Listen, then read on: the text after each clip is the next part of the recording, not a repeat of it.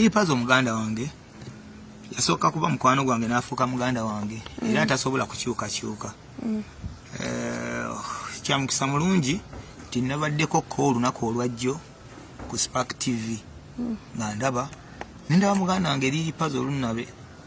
ng'alaga nti alina obutakkaanya nange. Nasalawo nti bwe ndiba wa kubyogerako Allah asooka amuwe buli kimu kiyamulagaanyaako kola kimu okumuwa abere mu mativu nabyo. Nga n'okaaba ayagala kaaba nenga kiki kino ekituuse mu Uganda nange nno nentyamu era ne mmanya nti mujja kujja mumbuuze buzibu ki obuliwo. Nze simanyi kituufu ki Lunabe kyaliko sikitegeera kuba nze Lunabe mmanyi kimu nti wakati wange naye mukwano omwerere na Bwasseruganda. Liri Pazo twatandika babiri nze naye nakayingira e Kampala yeyanyaniriza. Liri Pazo nanyaniriza n'afuuka muganda wange era nembeeranga naye nga tusula mu kayumba kaaba babiri era kafalisoke ng'akakomando tulya kwaka kamu. Liri Pazo nanjagala nnyo nange ne mwagala nnyo. Buli omu yeyambisa ekirungi kyeyayina buli omu kyeyayina kyeyeyambisa okuyamba ku munne. Liri Pazo yanyambanga muyamba naye obuyambi bwonna Liri Pazo bwe yampa natuuka ekiseera nze ne mbukubisaamu emirundi egyawera n'etaano kubanga nze nafuula Liri Pazo star. Suuna Ben eyafuula Liri Pazo star nabadde ku TV Liri Pazo n'agamba nti nno alina obutakkaanya nange. Lunabe nakola ki? Kizibu ki kyemmanyi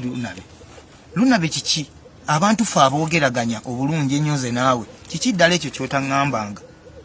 Nodda mu kamera n'oyagala n'okaaba Lunabe kiki ennyo? Nze olunaku nasemba okugenda ne Lunabe yali aŋŋamba yankubira essimu n'aŋŋamba nti Brad nti wanyi nina akalango ke njagala onkolere nina ekivulu gyendaga njagala bakakube ku drive. Ne mugamba ntusinkane ku Stream Live Avenue ewambaziira era tukalicording ya ku saa 8. Liri Pazo n'atuuka ku Stream Live n'atuukawo n'ankubira essimu nasangibwa nina obulango bwendi mu kulicording wa ministry y'ebyobulamu esobola kukwata ssimu. Lunabe yankubira essimu ekiro n'ayomba naga muganda wange tewandibadde gwe n'okola bw'otyo n'ogenda ogogera n'ogenda okwata ne muganda wange lwaki mwerabira biki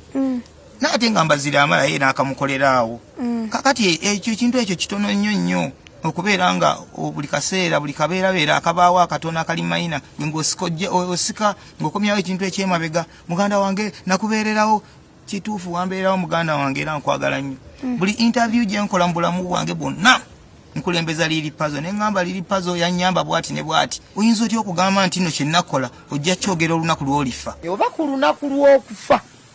ku ssaawa yange esembayo mbulamu bwe ndiba nkyalina amaanyi agasamya akamwa awo nakyo nja kukyogerako ddala nga mbutuufu kiki ennyo ekyo. Liri Pazo nakola ki? We twabeerera ffenna wali twabeeranga babiri wali tolina mukyala awo oyinza okugamba nti nno Liri Pazo bwe wavangawo nti nakolanga effujjo ku mukazi wo nga kye kyakusigala ku mutima kye kikogeza bwe bityo. Liri Pazo lekera obubadi obwo nakugana effujjo eyo lyokolera mu kamera eryo tutuula ffenna ne nkutuuza ng'omwana ne nkugamba nti nno manya ebintu byolina okwogerera mu kamera ne byotalina gwe bw'otuuka mu kamera ofuukira ddala ekizibu otegeeza ensi nga bwe tutalina butakkaanya. Liri Pazo nakola ki n'okufuula ky'oli ddala mutuufu kati oyagala kunsasulamu ekyo? Liri Pazo anangidde nnyo okunnyamba ate nga nze kennyini nze nkyeyogerera ne buli wembeera nenjogera ne ngamba musajja oyo mulungi yankolera bwati. Twalinako ekivulu e Masaka awo Liri Pazo n'amala okuyimba mu kisaawe mu recreation n'amala okuyimba wamala okuyimba ne mugamba muganda wange nti wangi kati gwe ddayo e Kampala nze nkusange Makindye malo nze bano kuboka mbalabeerabe nze nzije ffe twebegereko ng'abooluganda. Liri Pazo nanga kale ng'akitegedde bulungi bwe yadde Makindye yatuukira mu saaluuni ye n'agamba nze sikyaddamu nze ntidde n'abantu bazibu kakati oyo Suuna ava kunkubya kivulu aganya okunsasula sente zange nze abantu bantamye soka namuyamba wano nabeeranga dayaye ne muyamba. Katonda wattu waliwo omuwala eyabiŋŋamba muyita Mariyamu yalimu mu saaluuni ng'awulira ddala kaganya okumpa sente zange namuyamba ng'omusajja nayogera naye mu muntu ne mugamba muganda wange kansoke mpeeko bano gwe ngenda kusanga ffe tugaba n'ekitereke kyaffe nga tuli babiri abooluganda abaatoba. Kyo nakisirikira era ekyo nakyo nakiwulira nze nensirika busiisi ne ŋŋamba nedda era ne nkwata ssente ne muyita Lunabe waka ne nzimuwa n'adduka emisinde w'amaneja wange n'agamba nange Suuna wakabi ampadde ssente ngenda gula n'entebe mu saaluuni yange n'ataddayo eri kugamba bali bantu nti musasudde. Liri Pazo muganda wange ekintu ekyasinze okunnuma kudda mu kamera n'ogamba mbu nina ekintu kye nnakukola mboli kyogera lwolifa olunaku lwolifa bwe ndiba nfunye akaganyo oba ku lunaku lw'okufa ku ssaawa yange esembayo mbulamu bwe ndiba nkyalina amaanyi agasamya akamwa awo nakyo nja kukyogerako. liri Pazo kiki ekyo lwaki oleka suspense mu bwongo bwa bannayuganda bano abantu b'owuddisa si basiru lekera sitanti z'omu kamera okudda okuteekawo embeera okulowesa abantu mbu waliwo embeera embi gye tulina wakati wange naawe lunabe nakukola ki amazima ga Katonda mu ggulu lunabe wagambye nti oprotectinga feemu yange nzikiriza feemu yange giteveewo njagala oveeyo oyogere kye nakukola lunabe njagala oveeyo oyogere ogambe Suuna wankola kino amazima ga Katonda mu ggulu nkirinze obangwa kale nzikiriza kangwe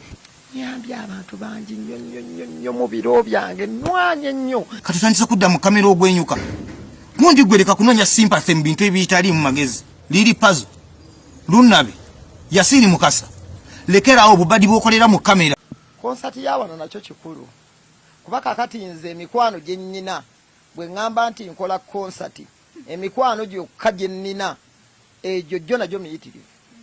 era kati nteeseteese mbadde njagala olumala kamiliyoni yampa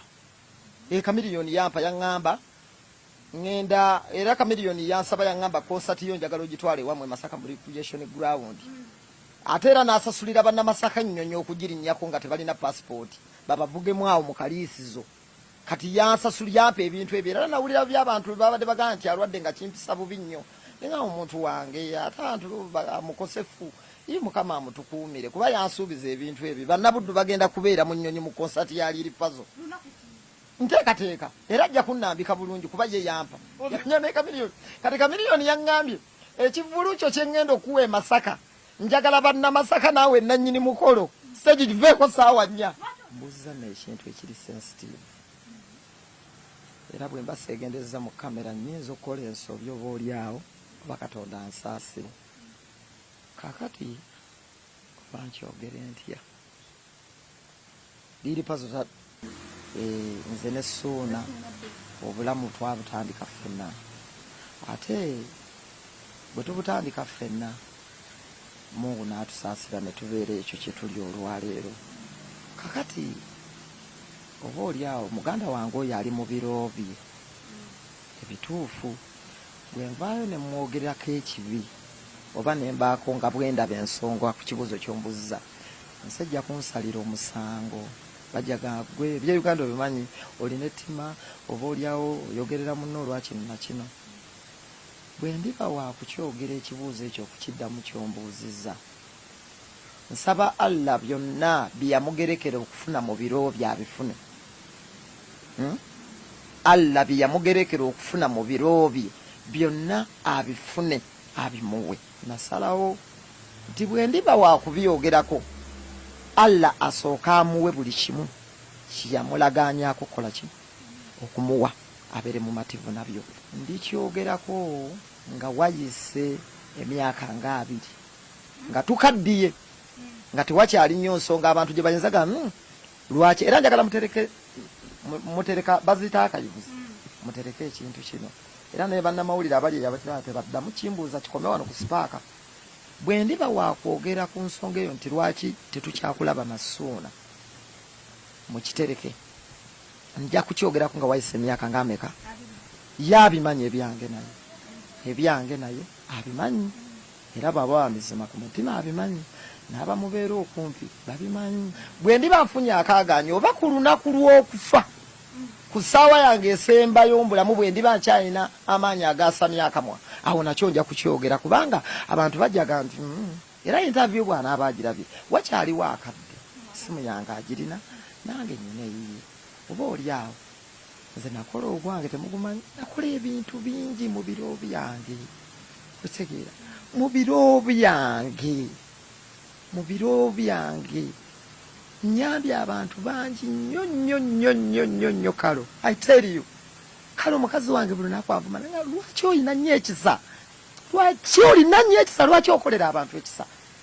nyambye abantu bangi nnyo mu biro byange nwanye nnyo nze njagala buli muntu agattibweko abaana abali wano ku saluuni bonna bayimbi nenfuba okulanga nnina akantu kembateekako nemukolera vidiyo wuuyo nendimukolera oyo omwana